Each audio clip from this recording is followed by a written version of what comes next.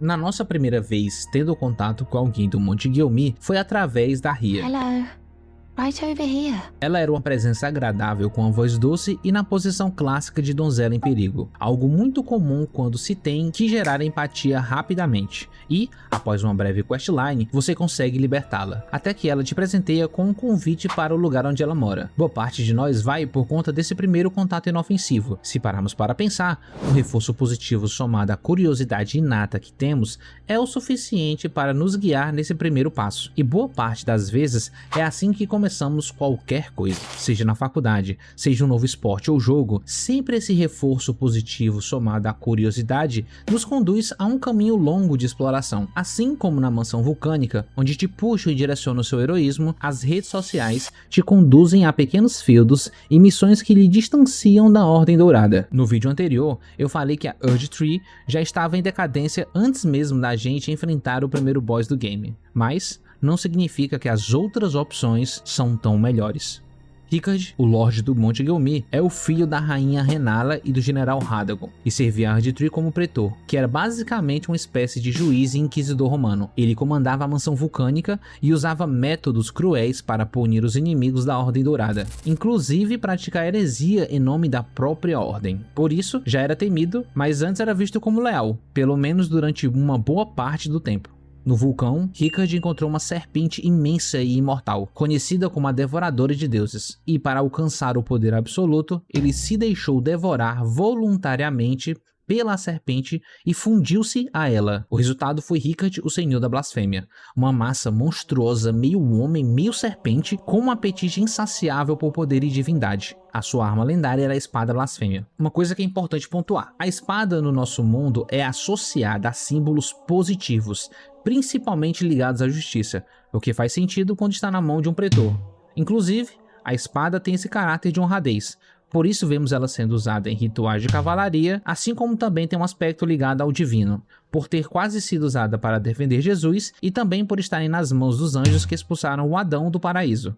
É por isso que, inconscientemente, a espada blasfêmia tem um impacto muito maior do que um provável chicote ou adaga blasfêmia. Em Elden Ring, a Ordem Áurea representa uma homogeneidade, um sistema imposto que exige obediência cega e a manutenção de um acordo de paz eterna sob o jugo da vontade maior. Rikard olhou para essa paz e se rebelou. Assim ele abraçou horrores indizíveis simplesmente porque preferiu o caos letal da ambição contra a letargia de um mundo imóvel.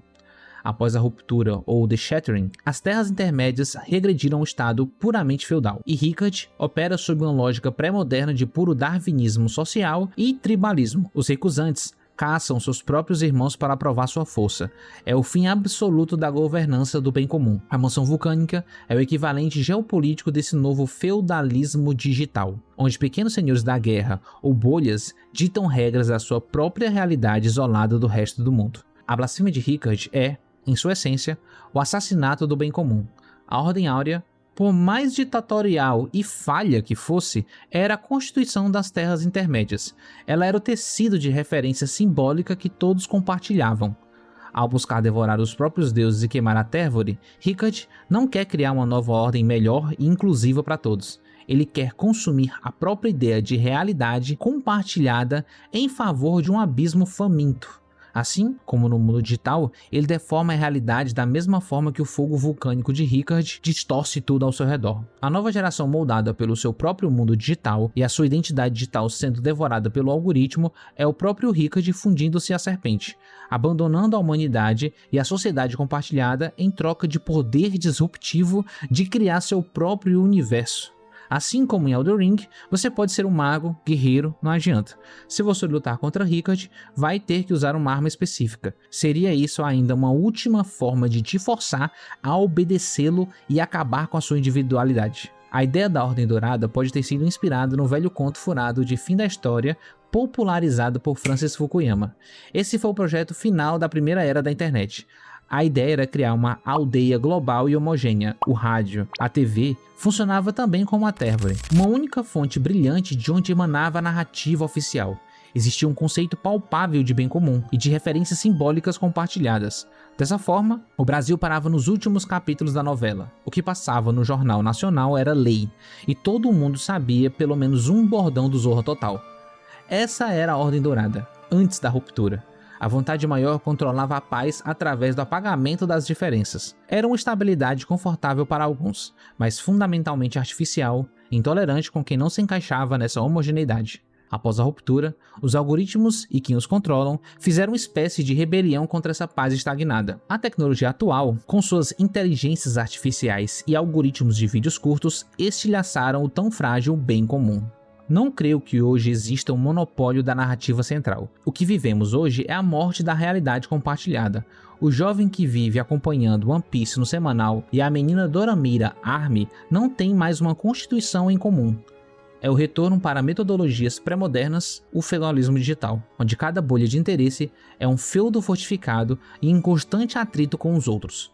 A ruptura aconteceu quando a Rainha Marika quebrou o Elden Ring. Os fragmentos do Anel Pristino foram tomados pelos semideuses, que se isolaram em seus próprios castelos, cada um acreditando ter a verdade absoluta, criando uma guerra de atrito sem fim e sem vencedores. A conclusão mais honesta é que a ruptura já aconteceu no nosso mundo, silenciosamente através dos smartphones.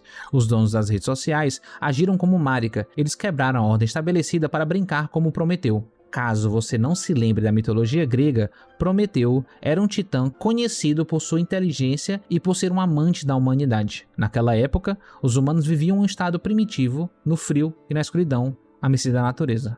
Zeus, o rei dos deuses, queria mantê-los assim. O titã ficou com pena da condição humana. Contrariando as ordens de Zeus, ele subiu o Monte Olimpo, roubou o fogo dos deuses e entregou aos mortais. Por isso Prometeu foi acorrentado a uma montanha, onde uma águia vinha todos os dias devorar seu fígado, que se regenerava durante a noite para que o tormento fosse eterno. Assim como Zeus queria os humanos quietos e submissos, a modernidade queria a humanidade estável, pacífica e inofensiva. Os algoritmos e a realidade virtual são um fogo roubado. É um poder quase divino de criar novas bolhas. Através de smartphones e redes sociais, eles destruíram o bem comum e a realidade compartilhada. Trouxeram progresso, mas nos condenaram a ser devorados pelas nossas próprias criações algorítmicas. Brincar com o fogo de Prometeu, portanto, é aceitar um destino trágico. E pelo jeito, preferimos o risco de sermos destruídos pelo nosso próprio avanço do que a segurança de uma vida estagnada e inofensiva. Hoje, nós não vivemos mais sob a luz da Tévore. O algoritmo do TikTok, ao fragmentar gêneros, ideologias e até humores, funciona como distribuição das grandes runas. Cada usuário segura um fragmento distorcido da realidade, acreditando que o seu algoritmo representa o mundo inteiro. A impossibilidade de pactuar uma constituição ou um bem comum é a definição exata das Terras Intermédias, o lugar habitado por diversos feudos, sem guia central, onde o império do algoritmo substitui a homogeneidade pacífica. Se trouxermos Rickard para o cenário de tecnofeudalismo, ele representa uma alegoria dupla. Ele é a fusão sinistra entre o Lorde do Monte Gyomir, que pode ser traduzido como os CEOs das redes sociais, com a própria serpente ou os algoritmos. Na vida real, o Rickard humano são pessoas como Peter Thiel ou Mark Zuckerberg e outros. Eles são pessoas que receberam a graça e que enriqueceram dentro das regras do jogo, mas que, em algum momento, optaram ou optarão por uma rebelião radical contra as instituições. Eles não querem consertar a Ordem Áurea, eles querem devorá-la. É o arquétipo do aceleracionista que abraça o fogo de Prometeu, disposto a sacrificar a estabilidade em prol do desenvolvimento tecnológico irrestrito. Rickard percebeu que, apenas como homem, não teria poder para derrubar os deuses. Sua solução foi cometer a blasfêmia, deixar-se devorar pela serpente Igley para se fundir a ela. No novo feudalismo, a serpente é a inteligência artificial e o algoritmo. Ela é um mecanismo devorador que não tem moralidade humana, ela só tem apetite. Quando eles se fundem, a tecnologia deixa de ser apenas uma ferramenta e passa a ser uma entidade autônoma que engole a própria vontade de quem a criou, abandonando a sua humanidade em troca de um poder massivo e deformado. O elemento mais bizarro de Rickard é o seu corpo, formado por centenas de rostos de heróis e campeões que ele engoliu, agonizando eternamente sob sua pele. O lema da mansão vulcânica é assimilar os fortes. Essa analogia é perfeita para a economia de atenção e a Virgínia Fonsequização do trabalho. Assim como a mansão vulcânica nos manda em missão para matar heróis, a serpente das redes sociais nos pede para que entreguemos o nosso tempo, a nossa arte e por fim a nossa identidade a fim de alimentar o algoritmo. O resultado é que nós perdemos a nossa autonomia. Nossas preferências são mastigadas e amalgamadas no corpo gigante do algoritmo, tornando-se apenas números infinitesimais de engajamento na pele da serpente. Nesse novo cenário, Rickard representa o que acontece quando o dono da plataforma se torna indissociável de sua tecnologia. É o complexo Big Tech corporativo que abandonou qualquer pretensão de responsabilidade civil em favor de um crescimento algorítmico infinito, alimentando-se constantemente das identidades e das percepções de realidade dos seus usuários para sustentar seu próprio peso. O fogo encontrado nesse lugar encaixa como uma luva na ideia de fogo de Prometeu, como já citei. É uma das metáforas mais antigas e poderosas da cultura ocidental, servindo para descrever o conhecimento tecnológico, a centelha da criação e o perigo do progresso desmedido. E se eu te disser que nós podemos ainda estar em um degrau mais baixo que os moradores, ou Play em Elden Ring, e se fôssemos os albinaúricos?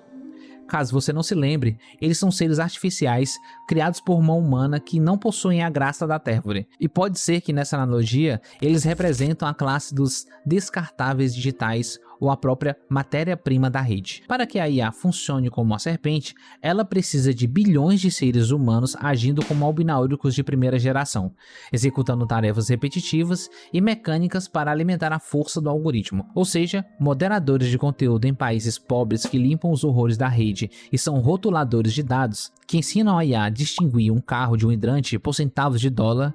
Eles são essenciais para o funcionamento do mundo, mas são invisíveis, vivem em condições precárias e são os primeiros a serem sacrificados quando o sistema evolui.